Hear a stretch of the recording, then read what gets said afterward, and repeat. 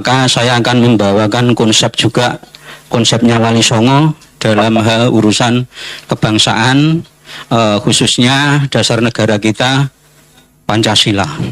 Ini kebetulan ada Pancasila sejati, saudara kita, supaya lebih ada bahan masukan untuk semakin daya dubraknya kuat. Karena saya itu wong Jawa, mula saya pakai wong Jawa itu, orang Jawa itu ada kaidah ngomong nganggo waton.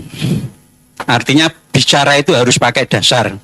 Tidak asal ngomong, waton ngomong. Kalau waton ngomong saja anak-anak kecil semua saja bisa, tapi orang Jawa itu dituntut untuk ngomong nganggo waton. Bicara harus pakai dasar. Itu.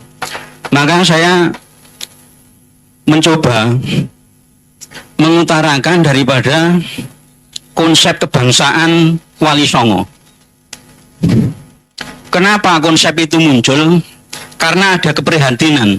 Keprihatinan apa? Keprihatinan dengan keadaan zaman yang masuk masa zaman Sengoro. Zaman Ewuhoyo ing Pambudi, artinya zaman kekacauan lah, zaman air.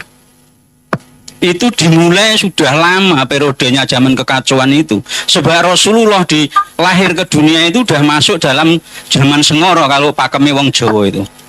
Di dalam Sengoro itu ada kata-kata pasti goro-goro. Dari goro-goro ini saya langsung tarik goro-goro ini bangsa Indonesia. Masa penjajahan.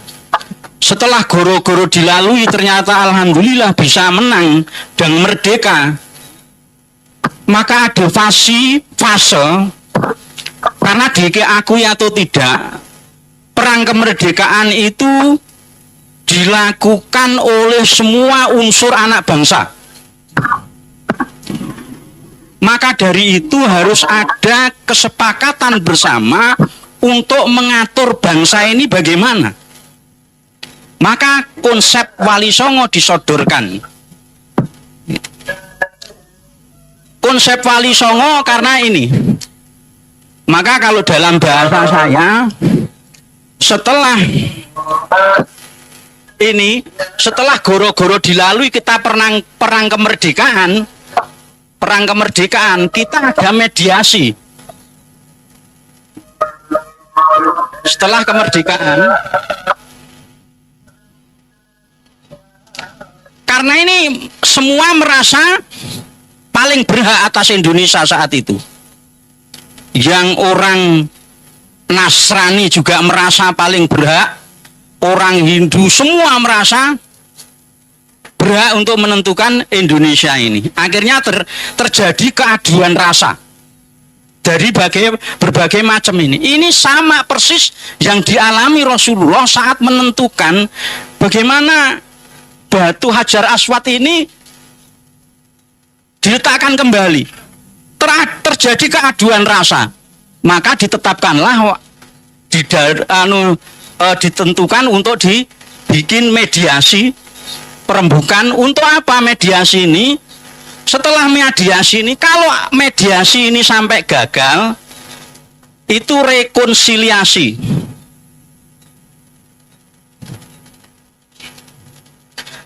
Rekonsiliasi ini adalah sudah taraf teknis. Karena mediasi buntu, semua perang akhirnya banyak. Setelah terjadi perang kemerdekaan kan banyak pemberontakan dengan pemikiran masing-masing. DITI, Kartosuwiryo, semua pengen Maluku. Nah, karena itu perlu harus duduk bersama mediasi.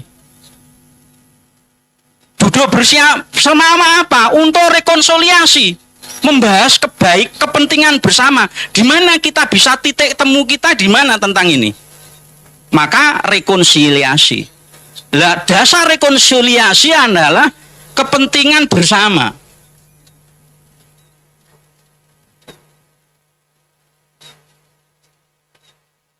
Kepentingan bersama apa? Kepentingan bersama sebagai sebuah warga bangsa yang isinya Bhinneka Tunggal Ika. Dari sini muncul beberapa tawaran konsep. Saya langsung saja ke konsepnya yang ditawarkan oleh Wali Songo. Saya sudah utarakan ke Ra Abdo, konsep Wali Songo itu ada 3 yang ditawarkan. 1, 2, 3. Agamawan, negarawan atau bangsawan, negarawan, budayawan. Semua ini dijiwai oleh nilai tradisi.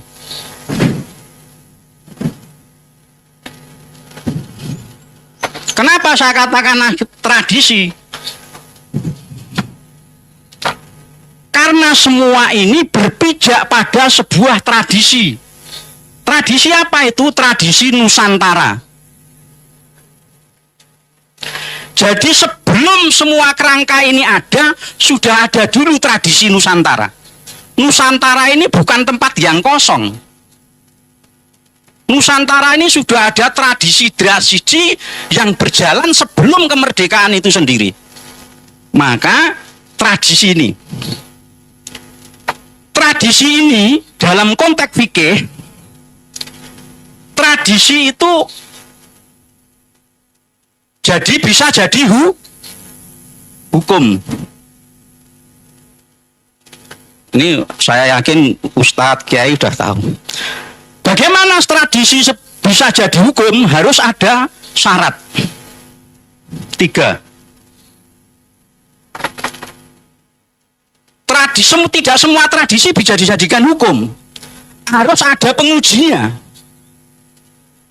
Lolos tidak melalui 3 ujian ini untuk bisa naik sebagai sebuah hukum. Seperti kata Pak Herman tadi, kesulitan di dalam menghukum positifan sebuah tradisi.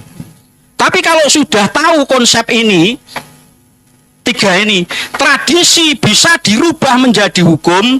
Pertama harus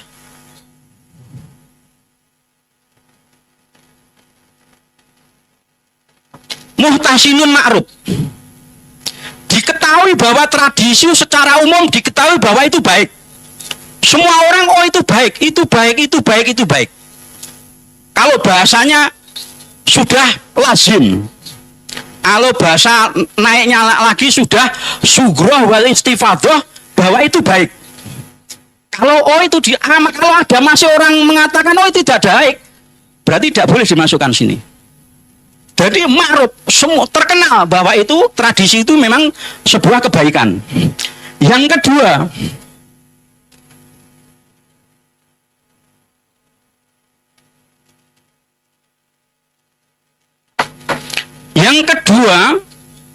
tradisi bisa diangkat menjadi hukum positif kalau yartadhiha bi akal. Bisa diterima akal sehat. Masuk akal, semua akal sehat akan menerima bahwa itu sebuah kebaik. Bukan ditahui sebagai kebaik ma'ruf saja, tapi harus yartadhiha bi akal. Tidak bertentangan dengan akal sehat. Ini muhtasinun ma'ruf yartadhiha bi akal. Yang ketiga, syarat sebuah tradisi menjadi hukum adalah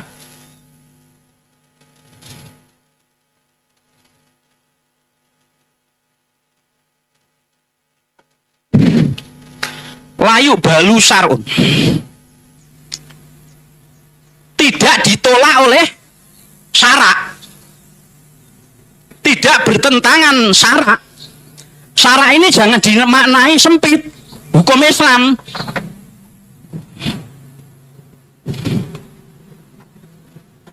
tidak bertentangan dengan syarak hukum. Kalau tradisi sudah memenuhi 3 kriteria ini, maka tradisi itu bisa menjadi sebuah hukum, bisa hukum positif atau hukum adat.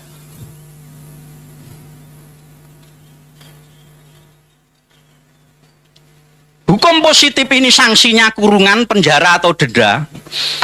Hukum adat ini sanksinya sosial, psikologis, dicela masyarakat.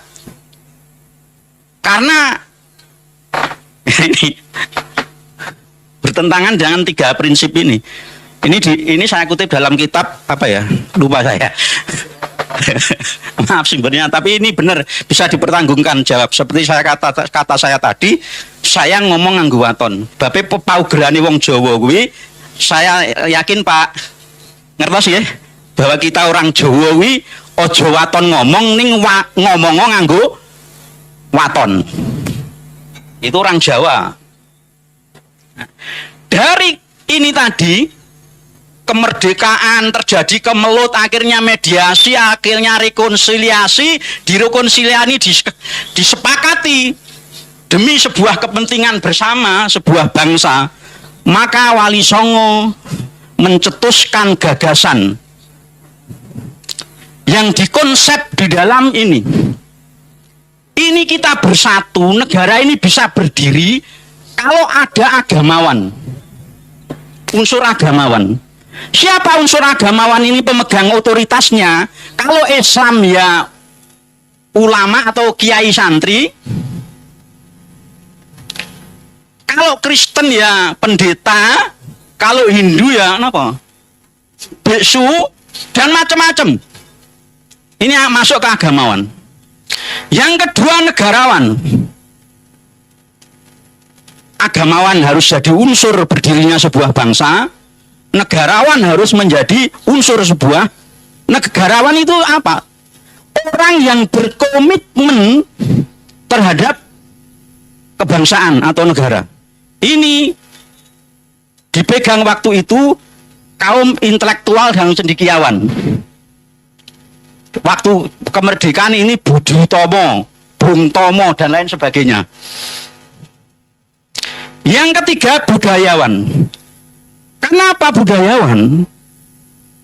Karena negara ini, Indonesia ini terdiri dari berbagai suku, dan tiap-tiap suku itu punya budaya-budaya yang berbeda-beda.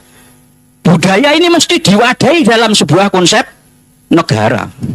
Kalau tidak, nanti meri. Loh, saya kalau ikut berjuang kok tidak masuk. Nah ini budayawan. Ini pemegang otoritas budaya ini siapa? Sultan.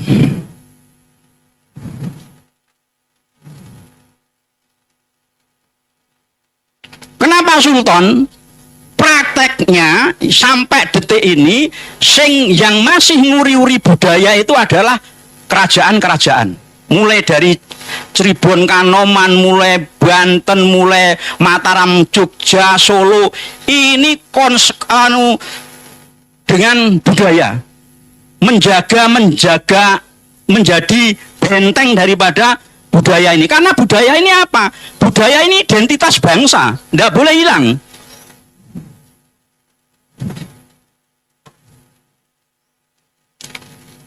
Setelah dari sini unsur 3 ini sebagai konsep, maka mulai masuk perumusan. Perumusan. Apa yang bisa menemukan kita bersama? Untuk bisa berdiri bersama, duduk sama rendah, berdiri sama tinggi dalam sebuah wadah, sebuah bangsa.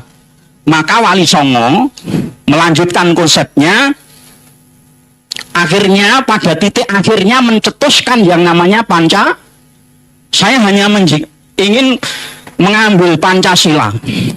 Pancasila itu terumuskan dari ini.